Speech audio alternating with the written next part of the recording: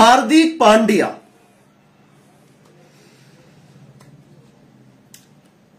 আমি শব্দহীন, আমার কিছু বলার ভাষা নেই। হার্দিক পান্ডিয়া মুম্বাই ইন্ডিয়ান্সের অধিনায়ক, গুজরাট টাইটান্সের প্রাক্তন অধিনায়ক, ভারতের সম্ভাব্য অধিনায়ক, ফিউচার ক্যাপ্টেন বলাই যেতে পারে। সে হার্দিক পান্ডিয়াকে আজকে আমি কিভাবে বর্ণনা করব আমি জানি না, আমি আজকে শব্দহীন। জাস্ট একটাই প্রশ্ন করতে চাই, হার্দিক পান্ডিয়াই দলের ক্যাপ্টেন তো? হার্দিক পান্ডিয়াই মুম্বাই ইন্ডিয়ান্সের ক্যাপ্টেন তো? একজন ক্যাপ্টেন যিনি গত মরশুম পর্যন্ত নিজেকে 4 নম্বরে ব্যাটিং করতে আনছিলেন, যিনি নিজেকে ব্যাটিং অর্ডারে প্রমোট করছিলেন, যার মধ্যে সেই কনফিডেন্সটা ছিল যে তিনি পারবেন, বা কনফিডেন্স ছাড়ুন, যিনি আরো বেটার একজন ব্যাটিং অপশন হয়ে ওঠার চেষ্টা করছিলেন, সেই হার্দিক পান্ডিয়া আজ 7 নম্বরে ব্যাটিং করতে এলেন। যখন দল একটা সহজ জয়ের পথে যাচ্ছে, সেই জায়গাতে দাঁড়িয়ে তিনি নিজে হাতে দলকে জয়ের রাস্তায় নিয়ে যাবেন তা না, তিনি 7 নম্বরে ব্যাটিং করতে নামলেন এবং মুম্বাই ইন্ডিয়ান্স পরাজিত হলো গুজরাট টাইটান্সের কাছে। আজ ভারতীয় ক্রিকেটে বা আইপিএল এর ইতিহাসে একটা খুব রেয়ার ঘটনা আমরা দেখলাম। একজন অধিনায়ককে 2 দলের সমর্থকরাই বু করছেন স্টেডিয়ামে। 2 দলের কেউই হার্দিক পান্ডিয়াকে ক্যাপ্টেন হিসেবে মেনে নিতে পারছেন না। গুজরাট তাদের প্রাক্তন অধিনায়ক হার্দিক, তারাও হার্দিকের উদ্দেশ্যে বু করছেন, এবং মুম্বাই ইন্ডিয়ান্স তাদের সমর্থকরা তাদের অধিনায়ক হার্দিক পান্ডিয়াকে এরকম বু করছে। আমি জানি না শেষবার কোন ভারতীয় ক্যাপ্টেন বা শেষবার কোন ভারতীয় প্লেয়ারের উদ্দেশ্যে এরকম একটা বিশাল পরিমাণে হেট্রেড ছড়িয়ে পড়েছিল সমর্থকদের মধ্যে, শুধুমাত্র স্টেডিয়ামে উপস্থিত দর্শকদের মধ্যে না, সমস্ত সমর্থকদের মধ্যে। ম্যাচ শেষ হওয়ার আগে যখন হার্দিক ব্যাট করতে নামেননি, আমি দেখছিলাম মুম্বাই ইন্ডিয়ান্সের ফ্যানরা এরকম টুইট করছিলেন যে তিলক ভার্মা এবং তার সাথে যিনি ব্যাটিং করছিলেন তখনও টিম ডেভিড নামেননি, তিলক ভার্মা এবং তার সাথে ব্রেভিস, এই 2 জন মিলে মুম্বাইকে জিতে ফিরুন, কারণ তারা চান না যে হার্দিক পান্ডিয়া ব্যাটিং করতে আসুন। কোন জায়গাতে পৌঁছেছে হার্দিকের জন্য এই ঘৃণা বা এই হেট্রেড? অনেক কিছু আজকের ম্যাচে ঘটলো, অনেক কিছু আমরা দেখলাম যেগুলো আসলে দৃষ্টিকটু ছিল। শুরুতে আমি আপনাদের বলে রাখি যে এটা হার্দিকের জন্য কোন রকম, আমার তরফ থেকে কোন রকম হেট্রেড নয়। হার্দিক আমার খুবই পছন্দের একজন ক্রিকেটার, এবং যে কোনো দিন আমি চাইবো হার্দিক পান্ডিয়ার টিমের মধ্যে খেলুন। কিন্তু একজন টিমম্যান হয়ে টিমের প্রতি যে কাজগুলো করতে হয়, হার্দিক কি তার 15% করতে পেরেছেন? 100% ছেড়ে দিন, 15% কি করেছেন? ফার্স্ট অফ অল, প্রথমে আপনারা এর যুক্তিটা দিন, লজিকটা বলুন আমাকে। হার্দিক পান্ডিয়া 4 নম্বরে নামতেন গুজরাট টাইটান্সের হয়ে, তিনি সেখানেও ক্যাপ্টেন ছিলেন, তিনি এখানেও ক্যাপ্টেন। তাকে কেউ জোর করে তাকে ধরে রাখিনি যে না তুমি নামবে না। হার্দিক পান্ডিয়া ঠিক কোন দিন 7 নম্বরে ব্যাটিং করতে নেমেছেন? ঠিক কোন দিন টিম ডেভিডের মতো প্লেয়ার তার আগে ব্যাটিং করতে আসেন? আপনি বলুন, এটা কোন লজিকের মধ্যে পড়ে যে টিম ডেভিড, যিনি নামেনি 7 নম্বরে অস্ট্রেলিয়া জার্সিতে, তিনি হার্দিক পান্ডিয়ার আগে ব্যাটিং করতে নামছেন? এবং কোন সিচুয়েশনে? যখন রাশিদ খানের একটা ওভার পড়ে রয়েছে, একজন স্পিনার, টিম ডেভিড স্পিনের এগেনস্টে কতটা বাজে, কতটা খারাপ ব্যাটিং করেন সেটা আমরা সবাই দেখেছি বা সবাই জানি। যে কারণে আজকে তিলক ভার্মা টিম ডেভিডকে সিঙ্গেল নিতে দিচ্ছিলেন না, তিলক ভার্মা স্ট্রাইক রোটেট করছিলেন না, যাতে টিম ডেভিড রাশিদ খানকে ফেস না করে, একটা উইকেট না পড়ে। সেই টিম ডেভিডকে তিনি পাঠিয়ে দিলেন নিজের আগে, এবং একজন লেগ স্পিনারকে ফেস করার জন্য পাঠিয়ে দিলেন। হার্দিক পান্ডিয়া, তিনি স্পিন এত ভালো খেলেন, তিনি ক্যাপ্টেন, দায়িত্ব নিয়ে তিনি ম্যাচ ফিনিশ করতে পারেন, তিনি নিজে এলেন 7 নম্বরে। ওই জায়গাতে দাঁড়িয়ে কি লজিক হতে পারে? তিনি খুব কনফিডেন্স, নিজের উপর ওভার কনফিডেন্স যে তিনি ম্যাচটা জিতিয়ে ফিরবেন। এই যে সমর্থকরা তাকে বু করছেন, হ্যাঁ, সবাইকে একেবারে চুপ করিয়ে দেবে, তিনি কি প্যাট কামিন্স গোটা ভারতবাসীকে চুপ করিয়ে দেবেন স্টেডিয়ামের? মানে কি প্ল্যানটা কি ছিল? যে একেবারে 19 চাই বা যাই হোক তিনি ম্যাচ জিতিয়ে ফিরবেন, সেই প্ল্যান? আচ্ছা, তিনি 7 নম্বরে নামলেন, ঠিক আছে, আমি মানলাম যে আসলেই কোনো প্ল্যান ছিল। ঠিক আছে, তুমি 7 নম্বরে ব্যাটিং করতে এসেছো, তুমি 19তম ওভারে ব্যাটিং করছো এবং 2খানা বল বাকি রয়েছে সেই ওভারের, এবং তুমি একটা ক্যাজুয়াল সিঙ্গেল নিয়ে জেরাল কোয়েটজিকে স্ট্রাইককে পাঠালে, যেখানে এখনো 2টো বল বাকি রয়েছে, 8 বলে 19 রান মতো দরকার, তুমি সিঙ্গেল নিয়ে 2খানা বল ছেড়ে দিলে ওই জায়গাতে কোয়েটজিকে। কি এক্সপেক্ট করেছিলে যে কোয়েটজি 2টো ছক্কা মেরে দেবে, 2টো 4 মারবে? বা ওই জায়গাতে মানে প্ল্যানটা কি? ওই জায়গাতে যে সিঙ্গেলটা তিনি নিলেন, একদম ক্যাজুয়াল একটা সিঙ্গেল, তার মধ্যে আলাদা কোন রকম শট মারার ইন্টেন্সিটি ছিল না, তিনি কি প্ল্যানিং করেছিলেন? লাস্ট ওভারে যত রানই থাকুক তিনি আরামসে ম্যাচ জিতে দেবেন, তিনি একেবারে মানে হার্দিক পান্ডিয়ার যে যে অ্যাটিটিউড বা যে ওভার কনফিডেন্স গুলো রয়েছে, একজন ক্রিকেটার হিসেবে, একজন সিনিয়র ক্রিকেটার হিসেবে, একজন এত অভিজ্ঞ একজন ব্যাটার হিসেবে তিনি আজকে যে ইম্যাচুরিটি দেখালেন, আমার কিছু বলার নেই হার্দিকের। মানে এই ম্যাচটা মুম্বাই ইন্ডিয়ান্স হারলো, 6 ওভারে 48 রান মতো দরকার, আরামসে এসে খেলে জিতছিল একটা দল। অনেকেই দোষ দিতে পারেন যে তিলক ভার্মা ঠুকেছেন, অনেকে বলতে পারেন টিম ডেভিড ঠুকেছে, অনেকে বলতে পারেন ব্রেভিস ঠুকেছেন, সব ঠিক আছে। ওই জায়গাতে হার্দিক পান্ডে যে লাস্টের দিকে যে একটা সহজ জায়গাকে যেভাবে কঠিন বানিয়ে দিলেন, ওটা কি মানে কি ছিল ওটা? কি হার্দিক পান্ডে কি প্ল্যানিং করেছিলেন? আমি তো সবার আগে তার 7 নম্বরের আবার প্ল্যানিংটাই বুঝতে পারলাম না। এটা কি কোচ, মুম্বাই ইন্ডিয়ান্সের কোচ মিলে বলেছেন যে তোমাকে নামতে হবে না, তুমি সাথে নামো, তুমি সবচেয়ে বড় ফিনিশার বিশ্বে, তুমি নামো, তুমি জিতে আসবে। হার্দিকের চেয়ে লাস্ট ওভারে 19 ওভারে 20 ওভারে টিম ডেভিড কতটা দুর্দান্ত ব্যাটিং করতে পারেন সেটা আমরা দেখেছি লাস্ট নিউজিল্যান্ডের সঙ্গে। 8 বলে 28 রান দরকার নিউজিল্যান্ডের, সেই জায়গা থেকে টিম ডেভিড ম্যাচ জিতে ফিরেছিলেন। আজকেও সেরকমই, আজকে সেরকম সিচুয়েশন ছিলই না, তার চেয়ে অনেক ইজি একটা সিচুয়েশন ছিল, সেখানে হার্দিক নামলেন না, তিনি নিজের লাস্টে থেকে গেলেন। মানে কি কি ভেবেছিলেন যে তার ব্যাটিং আসবেই? যদি সেটাই তিনি ভেবে থাকেন তাহলে নিশ্চয়ই হিরো হওয়ার একটা পরিকল্পনা ছিল তার মধ্যে, আদারওয়াইজ তো কিচ্ছু বলার নেই। রোহিত 29 বলে 43, এত ভালো একটা ইনিংস খেলে কোথায় নিয়ে গেছিলেন? ব্রেভিস 38 বলে 46, ইভেন তিলক ভার্মা 19 বলে 15, নামানধীর 10 বলে 20। এই যে টপ অর্ডারে যে ব্যাটাররা রান করলেন, টপ অর্ডার মিডিল অর্ডারে যে ভালো রান হলো, সেখানে টিম ডেভিডকে তিনি আগে পাঠিয়ে দিলেন। দেখুন হার্দিক পান্ডিয়া 4 বলে 11 রান করেছেন, একটা 6 এবং একটা 4 মেরে হিরো হয়ে উঠেছিলেন। তার মানে এই নয় যে তার এই কথা, এই সিদ্ধান্তগুলো নিয়ে প্রশ্ন উঠবে না। এই জায়গা থেকে তিনি যদি ম্যাচ জিতিয়ে ফিরতেন না, তাকে নিয়ে একেবারে কি বলবো, আলাদা লেভেলের শোরগোল পড়ে। তো বাট এটা কি মানে কি কি হলো? হার্দিক পান্ডিয়া ভবিষ্যতে ভারতের অধিনায়ক হবে, চিন্তাটা এটা নিয়েই থাকছে যে কিছু বলা নেই। আমি হতাশ হার্দিক পান্ডিয়ার এই অ্যাপ্রোচ দেখে, এই মনোভাব দেখে আমি হতাশ। কি বলবো, ব্যাটিং ছাড়ুন, বোলিং, হার্দিক পান্ডিয়া নিজে প্রথম ওভারই বোলিং করতে চলে এলেন, রাইট? তিনি ক্যাপ্টেন। একটা কথা আছে না যে যখন কেউ ক্যাপ্টেন হন, কোন বোলার যখন ক্যাপ্টেন হন, সবার আগে তিনি নিজে বোলিং করার জন্য ছটফট করেন, কারণ সেই ব্যাপারটা আসে না যে ক্যাপ্টেন তাকে কখন বল দেবে, কখন তিনি বল করবেন না, নিজের কাছে বল আছে, নিজে বোলিং করো। হার্দিক তো আরামসে নিজে বোলিং করতে চলে এলেন। তাহলে হার্দিক যে সময়তে ম্যাচটা ফিনিশ করা দরকার তিনি এলেন না, তিনি ওই লাস্ট ওভারে 20 রান দরকার, হিরো হবেন, ওই সূর্যকুমার যাদবের মতন একটা ইঙ্গিত করবেন, নিয়ে ম্যাচ জেতাবেন, এই প্ল্যানিং ছিল হার্দিক পান্ডিয়ার।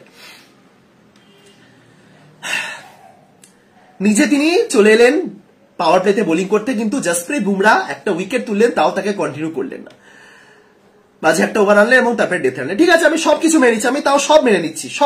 অ্যাকচুয়ালি বুমরাই বরং, অনেকে ভাবেন যে হার্দিক বুমরাকে খুব ভালো মতো ব্যবহার করেছেন, ডেথে 2টো দিয়েছেন, মিডিলে একটা দিয়েছেন। বুমরা আপনারা যদি খেয়াল করে থাকেন, প্রায় 10 ওভার হয়ে গেছে, কিন্তু কোনো পেসার টানা 2 ওভারে একটা স্পেল করতে পারেনি।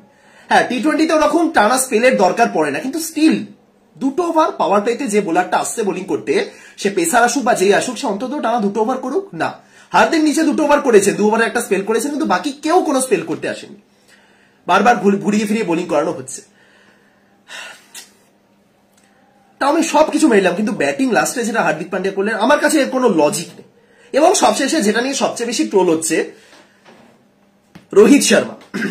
হার্দিক পান্ডিয়া আজকে যে জিনিসটা ভাইরাল হয়েছে, যে রোহিত শর্মা তিনি দাঁড়িয়েছিলেন, হার্দিক পান্ডিয়া তাকে বাউন্ডারি লাইনের ধারে যেতে বলছিলেন যে যাও রোহিত ভাই যাও, মানে জাস্ট বলছি রোহিত ভাই যাও, এবং রোহিত সেটা বলছে ম্যা যাও, মানে লাইক রোহিত যেন বিশ্বাস করতে পারছিলেন না যে আমি যাব, আমি তো এতদিন ইনস্ট্রাকশন দিয়েছি, এবার আমি যাব। যাই হোক, এই জিনিসটা আমি সেই সময় অতটা ফোকাস করিনি, কারণ মাঠের মধ্যে ঠিক আছে, বাট এই জায়গায় এই জিনিসটাই সব জায়গাতে ফোকাস করা হচ্ছে। যখন ফোকাস করা হচ্ছে, তখন এটা বলতে চাই যে আইপিএল একটা ফ্রাঞ্চাইজি দল। প্রথমত এই যে রোহিত শর্মাকে অধিনায়কের পদ থেকে সরিয়ে হার্দিককে ক্যাপ্টেন বানানো হয়েছে, এই জিনিসটা যে দর্শকরা বা ফ্যানরা মেনে নিতে পারেনি, তার সবচেয়ে বড় উদাহরণ সোশ্যাল মিডিয়াতে প্রত্যেকটা হার্দিকের পোস্টে হা রিয়াকশন ভরে যায়। আমি আগেও বলেছি, আবারও বলছি যে এই ফ্রাঞ্চাইজি লিগে না, এই অডিয়েন্স আবেগ, ফ্যান বেস, এই জিনিসগুলো দরকার। হ্যাঁ, এটা ঠিক যে কখনোই কোনো প্লেয়ার দলের ঊর্ধ্বে হন না, এটা ফ্যাক্ট। সে তুমি জাতীয় দলের হয়ে খেলো, ফ্রাঞ্চাইজি লিগের হয়ে খেলো, যাই হলো, কিন্তু একটা ফ্রাঞ্চাইজি লিগ মানে এক্সিস্টই করছে কিন্তু একটা ফ্যান বেসের জন্য। অডিয়েন্স বা সমর্থক যদি না থাকে, ফ্র্যাঞ্চাইজি লিগের কোনো অস্তিত্ব থাকবে না। বুঝতে পারছেন? আজ আজ মুম্বাই ইন্ডিয়ান্স তারা হার্দিক পান্ডিয়াকে ক্যাপ্টেন বানিয়েছে এবং সমর্থকরা রেগে গেছেন, সমর্থকরা আবারও রোহিতকে ফেরত চাইছে। মুম্বাই ইন্ডিয়ান্স কিন্তু সমর্থকদের কথা ভাবছে না, মুম্বাই ইন্ডিয়ান্স ফিউচারের কথা ভাবছে। ঠিক আছে, তারা সেদিক থেকে ভালোই করছে, তারা একজন নতুনকে তৈরি করছে। কিন্তু অডিয়েন্স সেই জিনিসটা কিভাবে নিচ্ছে, কেন নিচ্ছে না, সেই জিনিসগুলো কি মুম্বাই ইন্ডিয়ান্স ভেবে দেখেছে? আপনারা দুটো দলকে পাশাপাশি রাখুন, Mumbai Indians, Chennai super kings. Mumbai ইন্ডিয়ান্সে রোহিত আর ক্যাপ্টেন নেই, চেন্নাই সুপার কিংসে ধোনি আর ক্যাপ্টেন নেই। মুম্বাই ইন্ডিয়ান্সের ক্যাপ্টেন হার্দিক, চেন্নাই ক্যাপ্টেন ঋতুরাজ। দু ক্ষেত্রেই সেম, ধোনির হিউজ ফ্যান বেস আছে, রোহিতেরও হিউজ ফ্যান বেস আছে। কিন্তু দুটো দলের মধ্যে ডিফারেন্স কেন? কেন হার্দিক পান্ডিয়ার ছবিতে হা পড়ছে এবং ঋতুরাজের ছবিতে লাভ রিয়াক্ট পড়ে? কেন? মুম্বাই ইন্ডিয়ান্স রোহিতকে সেই সম্মানটা দিতে পারেনি। মুম্বাই ইন্ডিয়ান্স অবশ্যই ফিউচারের কথা ভেবেছে, তারা দলের কথা ভেবেছে, কিন্তু সেই সম্মানটা তারা দিতে পারেনি যেটা রোহিত ডিজার্ভ করেন, এবং সেই জায়গাতেই অডিয়েন্সকে মুম্বাই ইন্ডিয়ান্স হারাচ্ছে। আমি একটা দলের অডিয়েন্সকে রাগিয়ে দিয়ে কখনো একটা দলকে ঠিকঠাক নিয়ে যেতে পারবো না। এই মুম্বাই যদি চ্যাম্পিয়ন হয়ে যায় না, অডিয়েন্স কিন্তু কোনোদিনও এই জিনিসটা মেনে নিতে পারবে না। সুতরাং মুম্বাই ভুল করছে, আমি জানি না, দলের আগে প্লেয়ার আমিও কখনো মানি না, বাট ফ্র্যাঞ্চাইজি লিগ অডিয়েন্সকে নিয়ে তৈরি হয়, বিশ্বাস করুন। অডিয়েন্স না থাকলে ফ্র্যাঞ্চাইজি লিগ বলে কিছু এক্সিস্টই থাকবে না। অডিয়েন্স যদি না থাকে, আজ যদি রয়্যাল চ্যালেঞ্জার্স ব্যাঙ্গালোর বিরাট কোহলির উদ্দেশ্য ঠিক একই কাজ করতো, আপনি কি ভাবছেন আরসিবির এই যে লয়াল সাপোর্টার যাদেরকে বলা হয়, এত বছর ধরে যারা সাপোর্ট করছেন, তারা কজন থাকতেন? আপনি দেখুন, আজ থেকে 5 বছর পর মিলিয়ে নেবেন, এই যে আরসিবির রয়্যাল চ্যালেঞ্জার্স এর লয়াল সাপোর্টার, সেটা বলা হয় রয়্যাল টিমের লয়াল সাপোর্টার, আরসিবি সাপোর্টাররা একটা ট্রফি জিততে না পারা সত্ত্বেও তারা এত বছর ধরে সাপোর্ট করছেন। একটা বিরাট কোহলির প্রতি কোনো অসম্মানজনক কাজ করুক আরসিবি, যেটা করবে বলে আমার মনে হয় না, তারপরে দেখবেন যে এই লয়াল ফ্যান বেস জিনিসটা কোথায় যায়। এটা বিশ্বের যে কোনো ক্ষেত্রে আছে, ক্রিকেট কি শুধু ক্রিকেট, ফুটবলের ক্ষেত্রেও দেখুন, লিওনেল মেসি একজন জাস্ট ফুটবলার। বার্সেলোনা একটা এত বছরের পুরনো ক্লাব, সেই বার্সেলোনা লিওনেল মেসিকে ধরে রাখতে পারেনি, ছাড়তে হয়েছে, মেসি চোখের জল ফেলে ক্লাব থেকে বিদায় নিয়েছেন, এবং সেই বার্সেলোনা ক্লাবের প্রতি মেসির সাপোর্টাররা, মেসির সমর্থকরা ঠিক কি বিরূপ মনোভাব প্রকাশ করেছিলেন, যেটা আসলেই ঠিক ছিল না। সমস্যাটা ইন্টারনাল ছিল, এমন নয় যে বার্সা ইচ্ছে করে মেসিকে ছেড়ে দিয়েছে, না, প্রবলেম ছিল, টাকা পয়সার সমস্যা ছিল, কিন্তু তাও বুঝতে পারছেন এই ধরনের প্লেয়ারের ঠিক ফ্যান বেসের কতটা ক্ষমতা থাকে, ওটা তাও ঠিক আছে। কিন্তু এটা যেটা হয়েছে, সাংবাদিক সম্মেলনে হার্দিকের উদ্দেশ্যে যখন সাংবাদিক এমন কিছু প্রশ্ন করেন, মুম্বাই ইন্ডিয়ান্সের তরফ থেকে ডিরেক্ট আটকে দেওয়া হয়। রোহিত কি অ্যাকচুয়ালি ক্যাপ্টেন হিসেবে দলে খেলবে বলেই মুম্বাইতে এসে যে এই প্রশ্ন যখন জিজ্ঞাসা করা হয়, তখন সাংবাদিকদের সেই প্রশ্নটা জিজ্ঞাসা করতে দেওয়া হয় না। মুম্বাই ইন্ডিয়ান্সের প্রচুর টাকা, নীতা আম্বানির প্রচুর টাকা, তারা গোটা বলিউডকে কিনে নিয়েছে তার ছেলের বিয়েতে, সব মানলাম, কিন্তু ভাই তুমি একটা প্লেয়ারের ফ্যান বেসকে রাগিয়ে নিজের দলের ফ্যান বেসকে ঠিক একই রকম চাঙ্গা রাখতে চাইছো, না হয় না। যাই হোক, আমি ওইসব বাদ দিলাম, কিন্তু হার্দিক পান্ডিয়া জাস্ট নিজের সম্মান হারাচ্ছে। হার্দিক পান্ডিয়া এত বড় মাপের একজন ক্রিকেটার, এত ভালো অলরাউন্ডার, সে Hardik Pandya over confidence, attitude এবং আর কি রয়েছে আমি জানি না, বাট সম্মান হারাচ্ছে, দ্যাটস ইট। হার্দিককে আমি খুব পছন্দ করি একজন ক্রিকেটার হিসেবে, কিন্তু বাকি যে কাজগুলো হার্দিক, গুজরাট টাইটান্সের প্রথম মৌসুমে যখন অধিনায়ক ছিলেন, ঠিক একই একটা ঘটনা ঘটেছিল স্বামীর উদ্দেশ্যে। স্বামী একটা ক্যাচ মিস করেছিলেন, হার্দিক পান্ডিয়া একদম রেগে মেগে এমন কিছু বললেন, স্বামীকে পুরো একদম সোশ্যাল মিডিয়া তোলপাড় হয়ে গেল। বলা হলো ভাই হার্দিকের এত অ্যাটিটিউড আসে কোথা থেকে, কে হার্দিক পান্ডিয়া কে? তারপরে তিনি যখন দলকে চ্যাম্পিয়ন করলেন, ক্যাপ্টেন হিসেবে চ্যাম্পিয়ন করলেন, তখন একটু কমলো, কিন্তু এই ব্যাপারটা কিন্তু অত সহজে থামবে না। আমি জানি না রোহিতের ওই ব্যাপারটা সবার খুবই খারাপ লাগছে কেন, যে রোহিতকে তিনি ফিল্ডিং করতে পাঠাচ্ছেন। এটা হয়তো রোহিতের জন্য যে সম্মানটা রয়েছে সবার, সেই কারণেই হয়তো লাগছে, বাট এটা ঠিক আছে, এটা ক্যাপ্টেন হিসেবে তিনি করতেই পারেন, তিনি ইনস্ট্রাকশন দিতেই পারেন যে ঠিক আছে। কিন্তু অল ওভার হার্দিক পান্ডিয়া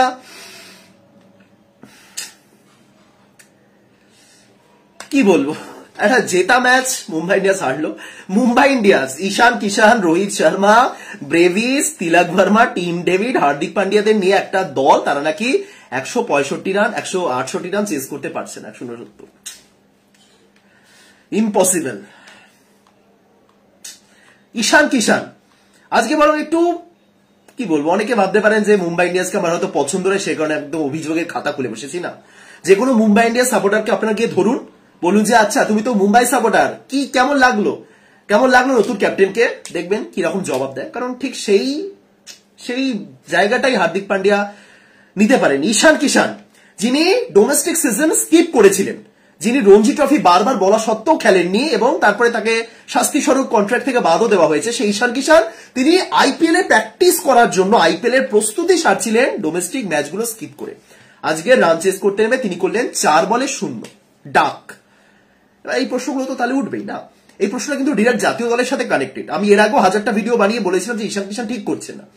ঈশান কিষান যখন বলেছিলেন যে তার একটু মেন্টাল স্ট্রেসড হয়ে গেছে, স্ট্রেস, তিনি তার মেন্টাল কিছুটা রেস্ট চাই, তখন আমি একেবারেই তার পক্ষে ছিলাম যে একটা প্লেয়ারের জন্য মানসিক বিশ্রাম কতটা দরকার সেটা আমরা এখান থেকে বলতে পারবো না বাড়ি বসে। প্রত্যেকের জীবনে মানসিক বিশ্রাম দরকার, এবং সে যদি আসলেই মানসিক বিশ্রাম চায় এবং ক্রিকেটটা স্কিপ করতে চায় তাহলে ঠিক আছে।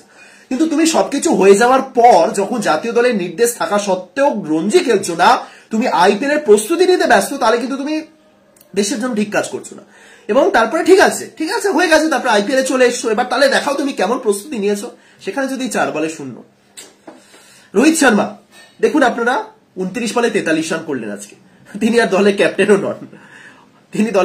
নন, তিনি রেগুলার খেলেও আছে। এই রোহিত শর্মা ইংল্যান্ডের সঙ্গে গোটা সিরিজে খেললেন, তারপরেও আইপিএল এলেন, প্রস্তুতি নিলেন এবং 29 বলে 43 রানে ইনিংস খেললেন, 7টা 4 1টা 6, এত ভালো ব্যাটিং করলেন। নামান ধীর আনক্যাপড ক্রিকেটার, যিনি টি-20 ক্রিকেটই খেলেন না, 4টে না 5টা ম্যাচে অভিজ্ঞতা রয়েছে টি-20 ক্রিকেটে, তিনি 10 বলে 20 রান করে গেলেন, 3টে 4 1টা ছক্কা।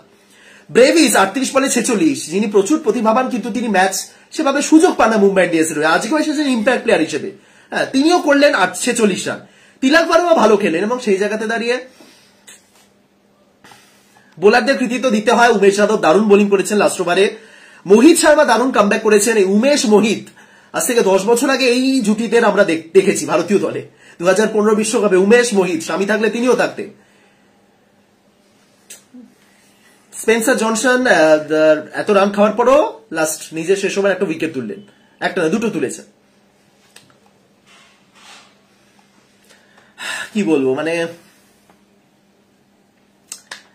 হার্দিক পান্ডিয়ার আমি একটু দেরি করে লাইভ এসেছিলাম, কারণ হার্দিক পান্ডিয়া পোস্ট ম্যাচ ওই প্রেজেন্টেশনে কি বলেন সেটা আমি শুনতে চেয়েছিলাম। খুব সুন্দরভাবে তিনি ইগনোর করে গেলেন যে, মানে তাকে প্রশ্নগুলো এটা করা হয়েছে যে মুম্বাই গুজরাটের এই ক্রাউডের সামনে আপনি এসে কেমন লাগছে। হার্দিক প্রফেশনাল অ্যান্সার দিয়েছেন, এই দিক থেকে ঠিক আছে যে তিনি বলেছেন যে এখানে এসে খেলতে ভালো লাগে, এই অ্যাম্বিয়েন্স, এই চেনা সমর্থক। তিনি তো আর ওরকম কন্ট্রোভার্সি করবেন না, মাইকের সামনে ওরকম কন্ট্রোভার্সি করাও যায় না, যাই হোক। কিন্তু প্লেয়ার হিসেবে যতটা ভালো, তার মেন্টালিটি বা অ্যাটিটিউড, ওভার কনফিডেন্স, বিগত 1 বছরে হার্দিককে নিয়ে 1000টা ট্রোল করা হয়েছে। হার্দিক পারফরমেন্স করেছেন কিন্তু তার সত্ত্বেও ট্রোল করা হয়েছে। তিলক ভার্মাকে হাফ সেঞ্চুরি কমপ্লিট করতে দেননি, এছাড়া ওয়েস্ট ইন্ডিজের সঙ্গে সিরিজে হেরেছেন ক্যাপ্টেন হিসেবে, অনেক রয়েছে। বিশ্বকাপের মাঝে চোট পেয়ে গেছেন, আইপিএল এ কামব্যাক করেছেন, সবাই বলছেন যে জাতীয় দল কিছু না, আইপিএলই সব। কিন্তু হার্দিকের কাছে জবাব দেওয়ার অনেক জায়গা রয়েছে, হার্দিক পারফরমেন্স দিয়েই জবাব দেন। হার্দিককে নিয়ে যখনই ট্রোল হয়েছে, হার্দিক পান্ডিয়া নামের একটা প্লেয়ার সে পারফরমেন্স করে জবাব দিয়েছে। এই যে হার্দিক পান্ডিয়া ভারতের ফিউচার ক্যাপ্টেন না, এই হার্দিক পান্ডিয়া কোনো লাইনেই ছিল না। হার্দিক পান্ডিয়া জাস্ট একজন ক্রিকেটার ছিল, সেখান থেকে কোথা থেকে সে ক্যাপ্টেন হওয়ার দৌড়ে চলে এসেছে, সে নিজের জায়গাটা আর্ন করেছে। এবার সেই যে সম্মানটা হার্দিক আর্ন করেছেন সেটা হেলায় হারাচ্ছে, আর কিছুই না। এই হার্দিককে এই মুহূর্তে দাঁড়িয়ে এই হার্দিক পান্ডিয়াকে আমি ভারতীয় দলের ক্যাপ্টেন হিসেবে জাস্ট মানতে পারছি না, আর কিছু না। সরি টু সে, এই হার্দিক পান্ডিয়া ভারতীয় দলের ক্যাপ্টেন আমি অন্তত মানতে পারবো না। এই হার্দিক পান্ডিয়া সে ভারতীয় দলে এলে যতই তিনি বদলে যান, যতই তার অ্যাটিটিউড বদলে যাক না কেন, যতই তিনি একদম আরো ভালো করে টিম ম্যানেজ করুন, যতই তিনি মিডিল অর্ডারে আরো আগে ব্যাটিং করতে আসুন, যতই তিনি উইকেট তুলুন, এই হার্দিক পান্ডিয়াকে ভারতীয় দলে মানা জাস্ট মুশকিল।